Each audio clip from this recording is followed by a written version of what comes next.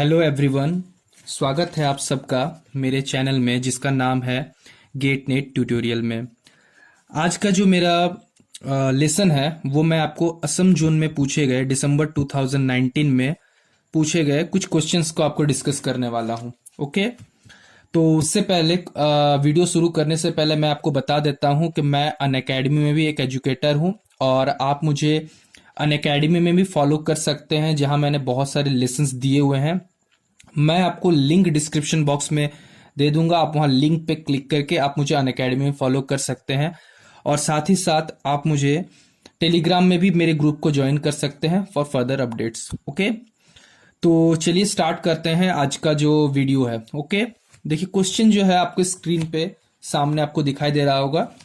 मैं क्वेश्चन आपको एक बार पढ़ के बता देता हूं क्वेश्चन क्या कह रहा है, उसके बाद आप वीडियो को पॉज कीजिए, उसे खुद से सॉल्व कीजिए। एक तरह से आपके लिए एक प्रैक्टिस सेशन की तरह है, क्योंकि अगर आपने दिसंबर के असम जोन वाले के नहीं है तो उसके अलावा आप दूसरे अगर जगह पे हैं तो आपने वो क्वेश्चन अटेम्प्ट किया होगा, बट असम जोन वाला जो अटेम्प्ट अगर नहीं किया है तो आपके लिए एक अच्छी तरह से प्रैक्टिस के लिए क्वेश्चन है। ओके, तो देखिए चलिए स्टार्ट करते हैं। क्वेश्चन क्या कहता है कि the second order Runge Kutta method to find an appropriate solution yx for the boundary value problem dy by dx is equal to function of xy with the boundary condition y0 is equal to y0 uses this function. आपके पास given है yn plus 1 is equal to yn plus x function of xn plus h by 2 plus yn plus h by 2 function of xn plus yn। Okay, where xn की जो value है वो आपके पास nh दी हुई है,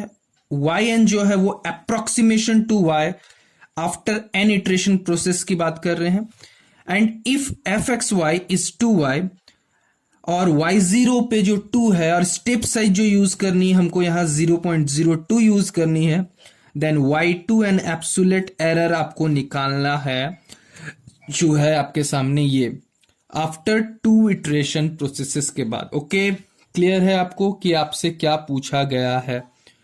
ओके, वीडियो को pause कीजिए, खुद से पूरे से कंप्लीट सॉल्व कीजिए, उसके बाद मेरा कंप्लीट सॉल्यूशन देखिए। मैं इस पूरे वीडियो को जब आपसे नहीं बनता तो पूरा वीडियो कंप्लीट देखिएगा। हालांकि मैं इसमें तीन क्वेश्चन आपको बताने वाला हूं, इसलिए आपको ये पूरा वीडियो देखना पड़ेगा कि दूसरे और तीसरे क्वेश्चन क्या है। ओके, चलिए मैं आपको क्वेश्चन आपको समझाने की कोशिश करता हूं कि उसके बाद मैं इसको सॉल्यूशन आपको बताऊंगा। सबसे पहले आपको बोला गया है कि सेकेंड ऑर्डर आरके मेथड का यूज करना है, जिसमें बाउंड्री वैल्यू प्रॉब्लम दी हुई है कि dy by dx is equal to function of f x y दिया हुआ है।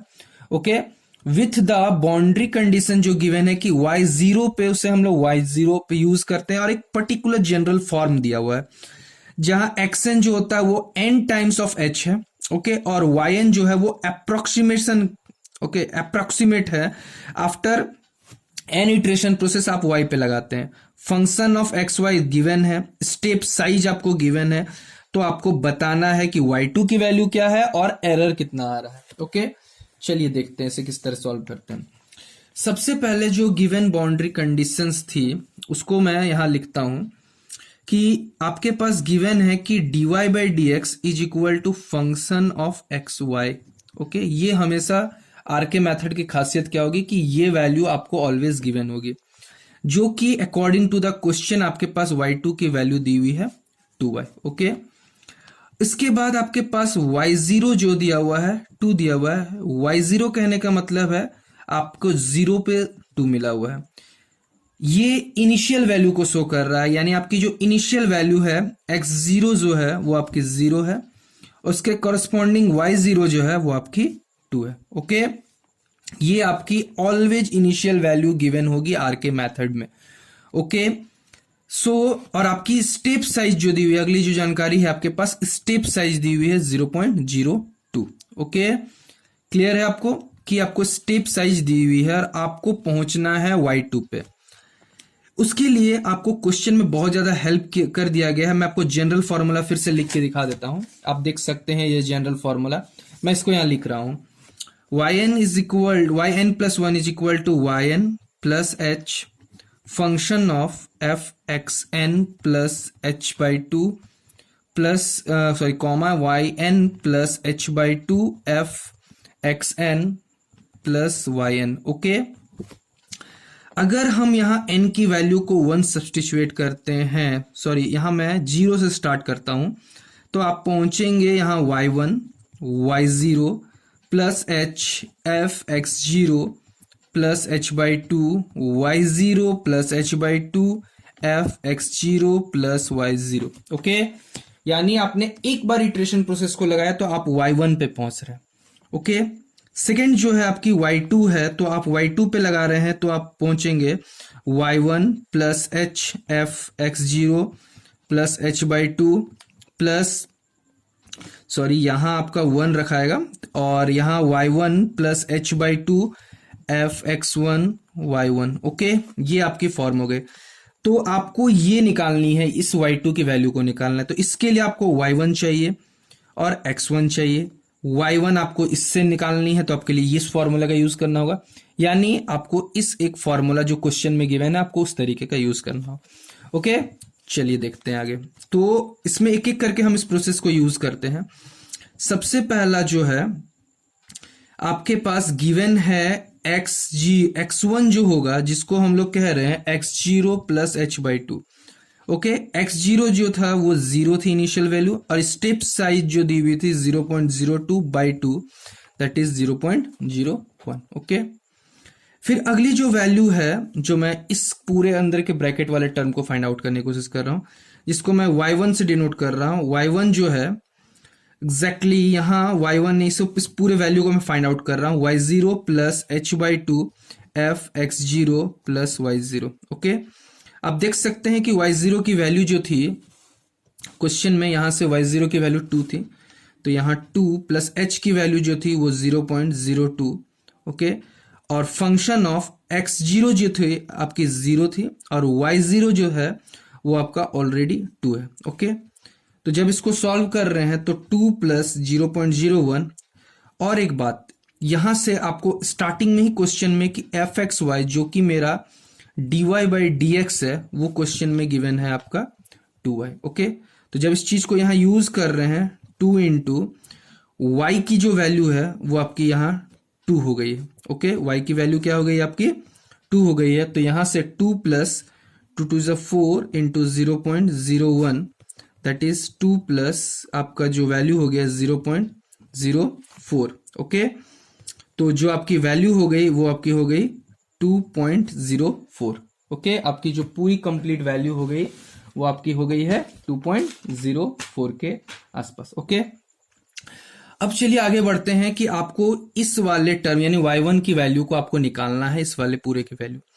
अब आते हैं इसमें, y1 is equal to y0 plus H F और x0 प्लस यानी x0 plus H by to की जो वैल्यू थी वो आपकी 0.01 और y0 की जो वैल्यू है, ये जो है आपकी वैल्यू जो है, इस वैल्यू को अभी मैंने यहां से फाइंड आउट किया है 2.04। ओके, y0 जो है आपकी अकॉर्डिंग टू द क्वेश्चन पहले से 2 गिवन है, h की वैल्यू है थी 0.02 और fx जो था fxy जो कि पहले से यहाँ 2y है, तो 2 इंटू वाई की जो वैल्यू है ये आपकी ये सब्सटीट्यूएट हो जाएगी, यानी 2 प्लस 0.02 इंटू आपकी जब मल्टीप्लाई कर रहे हैं तो 4.08। ओके, कितनी हो जाएगी आपको 4.08। ओके, अब देखिए यहाँ से एक बात है कि यहाँ से जो है हम लोग एक काम करते हैं, थोड़ा सा इसको बेटर फॉर्म में और लिखते हैं, इसको 2.04 ही रहने देते हैं और यहाँ 2 ही रहने देते हैं इसको,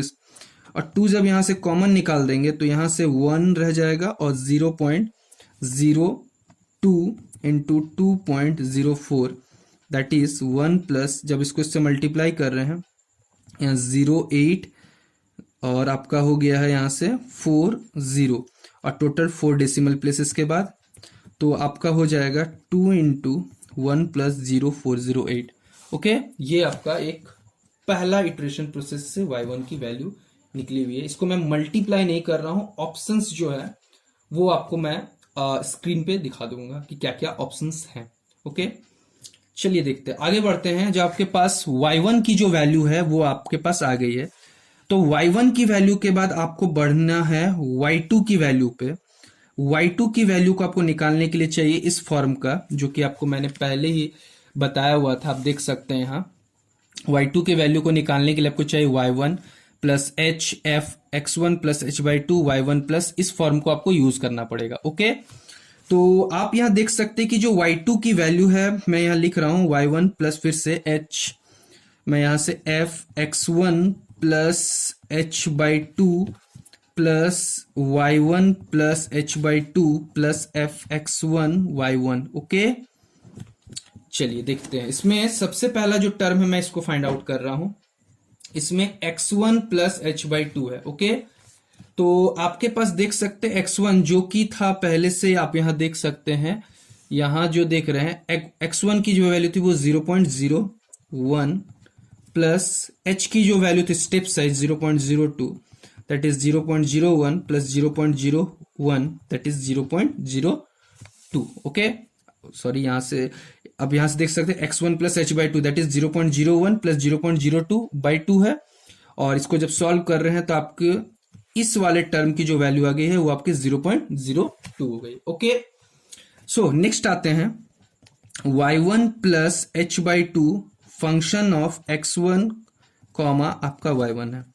y1 की जो वैल्यू है आपकी पहले से ये आई हुई है 2 इंटू 1.048 प्लस h की जो वैल्यू है 0.02 by two, function of x1 की जो वैल्यू है आपकी 0.02, y1 की जो वैल्यू थी वो आपकी पहले से है 2 इंटू 1.048। ओके ओके, तो देखिए ध्यान से, अब आगे जो मैं बताने जा रहा हूं ध्यान से इस चीज को देखिएगा। इसको जब मैं इसको ऐसे रहने देता हूं, अब देख सकते हैं यहां से ये 0.01 हो गया है, फंक्शन ऑफ 0.02, और यहां से 2 इंटू 0.048। ओके, अब देखिए यहां से किसको कैसे करके सॉल्व कर रहे हैं।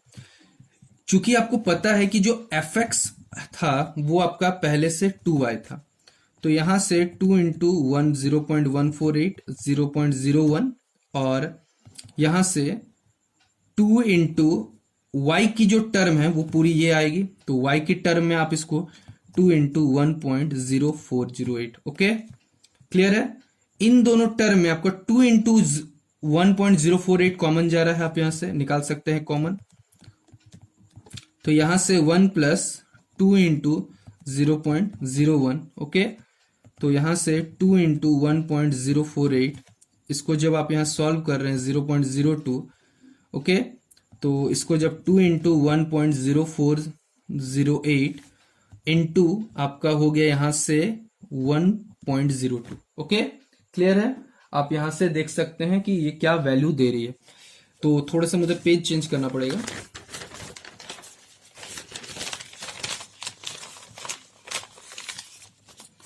अब देखिए ध्यान से, आगे जब मैं इसे सॉल्व करता हूं, देखिए जो यहां सॉल्यूशन जो लास्ट आया था आपके पास, ओके, जो आपके पास लास्ट सॉल्यूशन मैं आपको फिर से एक बार दिखा देता हूं कि आपके पास ये कंप्लीट सॉल्यूशन जो था वो कुछ इस तरीके से आया हुआ था y1, लेकिन हमको क्या जाना था, y2 की इस वैल्यू पे जाना था, y2 की इस वैल्यू पे। तो देख सकते हैं y2 की इस वैल्यू को आप सारे के सारे आपको वैल्यू पता है, अब एक एक करके उनको सब्सटीट्यूएट करते हैं और आंसर निकालने की ओर आते हैं। तो आप देख सकते हैं कि जब मैं यहां y2 की वैल्यू को लिखता हूं y1 प्लस आपके पास h, function of f x2 के लिए आ जाएंगे, प्लस x2 बोल सकते हैं, यहां से हम लोग चूंकि आपको यहां 1 रखना था, तो x1 plus h by two plus y1 plus h by two function of x1 y1, आप इन दोनों की वैल्यू को निकाल चुके पहले से।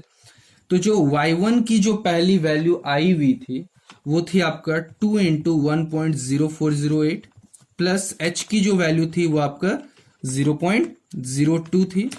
ओके, और function of this x1 plus h by two की जो वैल्यू थी, आपका x1 की जो वैल्यू आई थी, ये जो इसको सॉल्व करने में आप देख सकते थे 0.02 थी, और इसकी जो वैल्यू आई थी वो आई थी 2 इंटू 1.0408 इंटू, और आपका जो देख सकते हैं प्लस इंटू आपका साइड में जो था वो था 1.02। मैं एक बार चेक कर लेता हूं, जी हाँ 1.02 की जो वैल्यू थी। ओके, अब आपको पता है कि यहां से 1.0408 है, 0.02 है, और एफ एक्स वाई जो थी वो 2y थी, तो 2 और y की टर्म में ये पूरा सब्स्टिट्यूट हो जाएगा।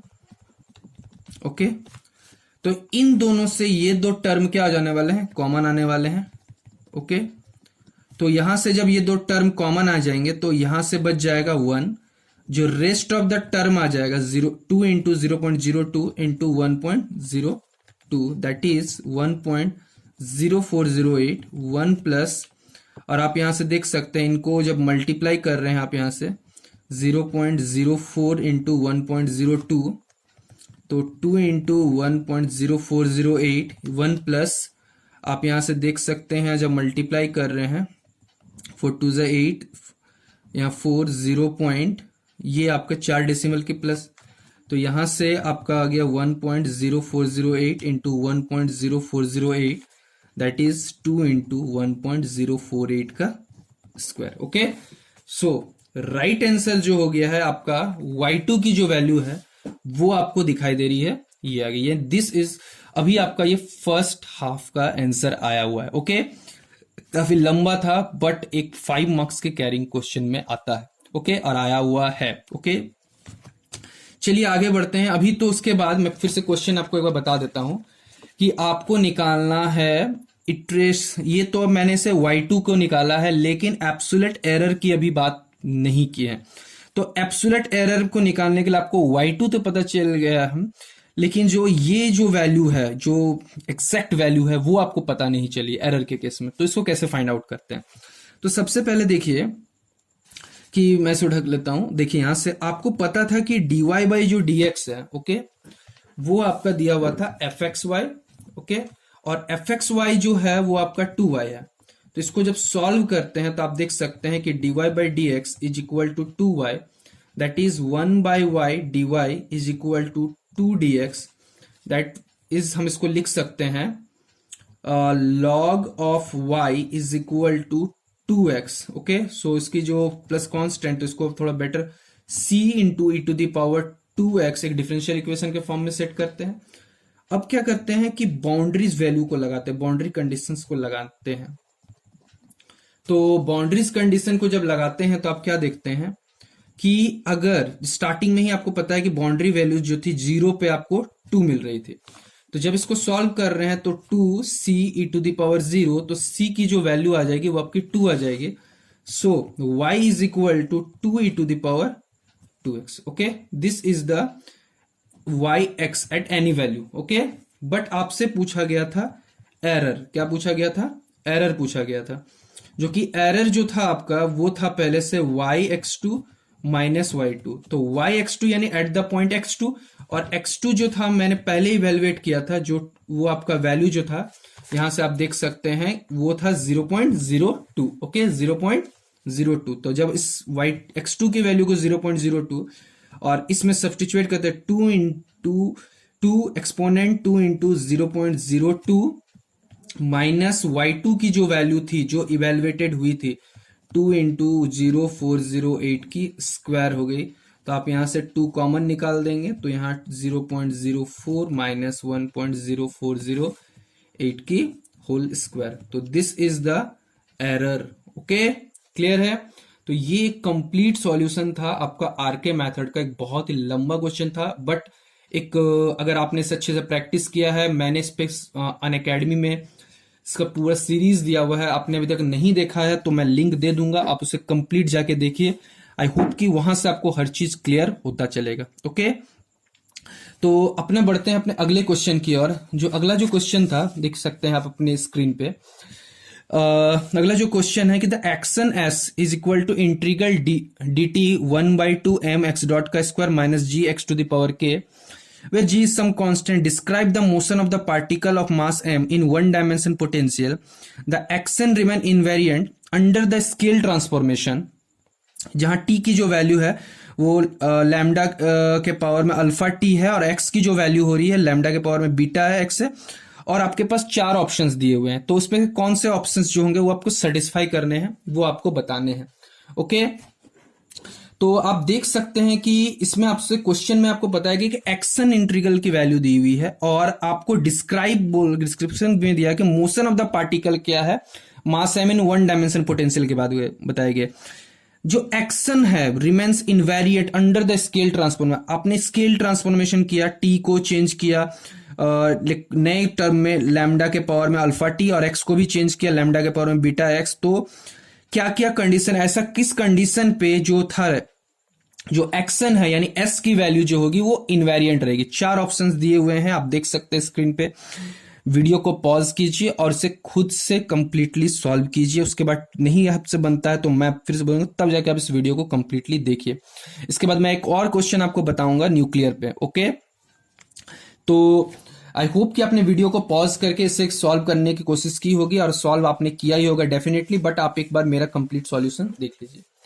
ओके, तो देखिए यहां ध्यान से कि मैं इस क्वेश्चन को, आपके पास जो इंटीग्रल था क्वेश्चन में गिवन था, इंटीग्रेशन dt आपके पास हाफ m x डॉट का square minus g x to the power k था। ओके, तो अगर आप इस चीज को, आपको जो स्केल ट्रांसफॉर्मेशन हो रहा है वो लैम्डा के पावर में अल्फा टी है, और x के पावर में जो ट्रांसफॉर्मेशन हो रहा है वो आपका लैम्डा के पावर में बीटा x का ट्रांसफॉर्मेशन हो रहा है। ओके, इसको हम नई ट्रांसफॉर्मेशन है तो इसको हम टी डैश से और इसको एक्स डैश से डिनोट कर देते हैं। अब क्या करते हैं, इसका डी टी डैश निकालते हैं। चूंकि नए ट्रांसफॉर्मेशन की बातें कर रहे हैं तो इसको मैं जो टेंस की जगह मैं इक्वल टू का यूज कर रहा हूं।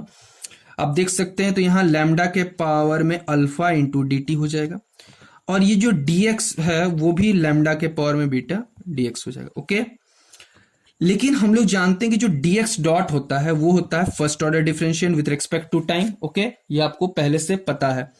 तो अगर हम नए ऑर्डर में नए ट्रांसफॉर्मेशन एक्सिस में चले जाते हैं तो x डॉट डैश जो हो जाएगा वो dx dash by D T dash हो जाएगा। तो इसको लैम्डा के पावर में बीटा, जब इसकी वैल्यू यहां से ले लेते हैं इस जगह से, आप देख सकते हैं तो यहां से dx और dt की जो वैल्यू थी, dt डैश की जो वैल्यू थी, आप इसको लैम्डा के पावर में अल्फा इंटू डी टी, तो लैम्डा के पावर में बीटा माइनस अल्फा, और ये फिर से आपका जो रह जाएगा वो आपका रह जाएगा dx बाई डी टी, यानी लैम्डा के पावर में बीटा माइनस अल्फा और dx बाई डी टी, जो कि ऑलरेडी dx था पुराने वाले में, पुराने कोऑर्डिनेट सिस्टम में। तो यहां से जो आपका x डॉट का स्क्वायर हो गया। ओके, अब आते हैं हम नए वाले जो सिस्टम में जो इंटीग्रल होगी, जो एक्शन इंटीग्रल हो जाएगी, वो डी टी डैश में से ले लेता हूं 1/2m एक्स डॉट का डैश का square minus g x dot के हो गया।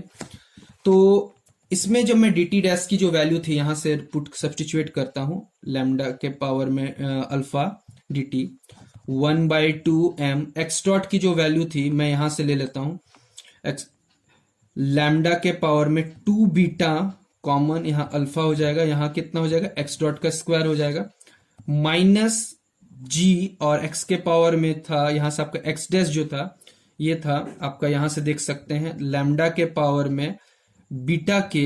ओके, और यहां एक्स टू द पावर के। अब मैं एक एक करके यहां से इंटीग्रल इंटू कर देता हूं, तो डी टी 1/2m लैम्डा के पावर में 2 बीटा माइनस, यहां से इंटू करते हैं तो अल्फा, आपका एक्स डैश का एक्स डॉट का स्क्वायर माइनस जी लैम्डा के पावर में बीटा, आप यहां से देख सकते बीटा के प्लस अल्फा इंटू एक्स के पावर में के। ओके, ये आपका नए सिस्टम में एक्शन इंटीग्रल की वैल्यू हो गई है। लेकिन जो पुराने वाला था, चूंकि अकॉर्डिंग टू द क्वेश्चन बोला गया था कि s इज रिमेन्स इनवेरिएंट, तो आपको ये कंडीशन बहुत सेटिस्फाई कर रही है। अगर इस वाले वैल्यू को आप देख सकते हैं, इस वाले वैल्यू से आप कंपेयर करते हैं, देखिए ध्यान से, आप देख सकते हैं कि ये तभी इनवेरिएंट रहेगा जब ये टर्म वैनिसिंग होगा और जब ये टर्म आपका वैनिसिंग होगा। तो ये टर्म वैनिसिंग होने के लिए इसके पावर को आपको 0 होना पड़ेगा, इसके पावर को भी आपको 0 होना पड़ेगा। ओके, तो अगर इसके पावर को 0 करते हैं तो आप देख सकते हैं यहां से 2 beta minus alpha is equal to 0, that is 2 beta is equal to alpha, और अगला जो टर्म था वो beta K, okay, plus alpha is equal to 0, तो beta K is equal to minus alpha. Okay, या अल्फा इज इक्वल टू हम beta K लिख सकते हैं, माइनस बीटा के, तो ये भी अल्फा है और इधर से भी अल्फा है, तो हम दोनों को इक्वेट करते हैं। यहां से देख सकते हैं कि यहां से बीटा और बीटा कैंसिल हो गया, तो के का वैल्यू जो हो गया वो -2 हो गया। तो यहां से आप देख सकते हैं कि जो ऑप्शन नंबर, यहाँ 4 ऑप्शंस दिए हुए थे, इसमें ये 4 ऑप्शन में नीचे के 2 ऑप्शंस थे वो तो नहीं हो सकते, ऊपर के 2 ऑप्शन में से कोई 2 ऑप्शन हो सकते हैं। ओके, लेकिन अब देखते हैं कि इसमें से कौन सा कंडीशंस जो है वो मेरा सेटिस्फाई कर रहा है। देखिए, अगर मैं पहले ऑप्शंस को लेता हूं जिसमें अल्फा की वैल्यू 1 दी हुई है और बीटा की वैल्यू 2 दी हुई है, और इस वाले को सेटिस्फाई करवाता हूं, तो आपको दिखाई देता है कि ये सेटिस्फाई नहीं करेगा। यहाँ 2 2 जा 4 और यहाँ अल्फा की वैल्यू 1, यानी ये सेटिस्फाई नहीं करने वाला। तो जो लास्ट ऑप्शन है, सेकंड जो इसके बाद है, अल्फा की वैल्यू है 2 और बीटा की वैल्यू है 1, तो यहाँ 2 इंटू 1, यहां से 2, तो ये आपका सेटिस्फाई कर जाएगा। यानी जो राइट आंसर है वो ऑप्शन नंबर आपका 2 जो है वो कंप्लीटली तरीके से सेटिस्फाइड करता है। ओके, ये आपका कंप्लीटली सेटिस्फाई कर रहा है, यानी राइट आंसर जो है वो ऑप्शन नंबर 2 है। ओके, क्लियर है आपको? तो ये 2 क्वेश्चन मैंने आपको समझाए हैं, और इसमें कोई अगर डाउट है तो आप मुझसे कमेंट सेक्शन में कमेंट करके पूछ सकते हैं। और वीडियो अगर अच्छा लगा हो तो लाइक जरूर करें और शेयर जरूर करें। ओके, चलिए इसके बाद बढ़ते हैं अपने अगले क्वेश्चन की ओर। अगला जो क्वेश्चन है मैं आपको दिखा रहा हूं, यहां से आप देख सकते हैं कि अगला जो क्वेश्चन है कि the beam of proton on a lithium target, okay, produces 2 alpha particle produce through the reaction. आपके पास रिएक्शन कुछ इस तरीके से है कि द एटॉमिक मासेस सबके दिए, लिथियम के दिए हुए हैं, हीलियम के दिए हुए हैं, हाइड्रोजन एटम के दिए हुए हैं, ये 7.0160, 4.00260 एंड दिस एक्सपेक्टिवली। ओके, जहां 1U कहने का मतलब क्या होता है, 930 मेगा इलेक्ट्रॉन वोल्ट है, और आपको Q वैल्यू निकालनी है। ओके, क्लोजेस्ट क्या हो गया, आपको ऑप्शंस दिए हुए 15.2 mega electron volt by C square, 16 mega electron volt by C square, 18.6 mega electron volt by C square, 17.3 mega electron volt by C square. Okay, ये 4 ऑप्शंस में आपको दिए हुए हैं। मैंने इस पे पहले से आपको क्यू वैल्यू पे पहले मेरे प्लेलिस्ट में जाके देख सकते हैं कि मैंने क्यू वैल्यू पे पहले से बताया हुआ है। तो अगर आपने देखा नहीं है तो जाइए पहले उससे देखिए, उसके बाद देखिए, बहुत ही आपको अच्छे से क्लियरली समझ में आएगा। ओके, चलिए देखते हैं इसे किस तरीके से सॉल्व करते हैं। देखिए, इसमें कुछ करना कुछ खास नहीं है, मैंने आपको पहले ही बताया हुआ है कि क्यू वैल्यू जो होता है वो हो जाता है, डिफरेंस होता है mass of the reactant minus जो होता है वो आपका हो जाता है मास ऑफ प्रोडक्ट का होता है। ओके, तो अगर इस चीज को लगाते हैं Q value, mass of the reactant, आप देख सकते हैं इस जगह पे, देखिए यहां रिएक्टेंट जो है ये दोनों है। ओके, और प्रोडक्ट आपका ये है, तो इन दोनों की मासेस का ऐड करेंगे। प्रोटोन जो है, प्रोटोन की जो मास है वो आपकी गिवन है, ये प्रोटोन की जो मास होगी वो हाइड्रोजन एटम की जो मास होगी उसकी बात कर रहे हैं। तो क्योंकि वो हाइड्रोजन सिंगल है, चूंकि हाइड्रोजन एक सिंगल न्यूक्लियन वाला है, तो आप प्रोटोन की जो मास है वो हाइड्रोजन की मास है, ये हो गई। और लिथियम की मास तो ऑलरेडी गिवन है, यानी सिंपली कर सकते हैं mass of proton plus mass of lithium minus mass of product में आपका यहाँ हीलियम बन रहा है, वो भी कितना है, 2 टाइम्स है। ओके, तो सबकी वैल्यू को यहाँ आराम से आप सब्स्टिट्यूट कीजिए, यहां से 1.0078 प्लस, और यहां से लिथियम जो है, आप यहां से लिथियम की जो वैल्यू है 7.160 जो कि क्वेश्चन में गिवन था, -2 इंटू हाइड्रोजन की वैल्यू जो थी 4.00260, इस पूरे को सॉल्व कीजिएगा और 930 से जब मल्टीप्लाई करेंगे तो इसका अप्रोक्सीमेट आंसर जो है वो आता है, मैंने कैलकुलेट किया हुआ है, आप कैलकुलेट इसे कर लीजिएगा, तो आप इसे देख सकते हैं 17.3 mega electron volt by C square, यानी ऑप्शन नंबर जो डी है वो आपका राइट ऑप्शन है। ओके, क्लियर है? तो ये 3 क्वेश्चन से मैं अपने वीडियो को यहां से खत्म करता हूं। आगे मैं आपके लिए और भी क्वेश्चन लेके आऊंगा। कोई भी डाउट हो तो आप मुझको कमेंट सेक्शन में बताइए। आप मेरे टेलीग्राम ग्रुप को ज्वाइन कर लीजिए और अन अकेडमी में मुझे फॉलो जरूर कीजिए। ओके, ताकि आपको बहुत सारे, मैं आपको नए नए वीडियोस, मैंने उसमें ओपेम के बहुत सारे वीडियोस दिए हुए हैं, diodes, clipper, clamper, angular momentum operators के बहुत सारे दिए हुए हैं। और वीडियो अगर अच्छा लगे तो जरूर से जरूर शेयर जरूर करें अपने दोस्तों को। Thank you.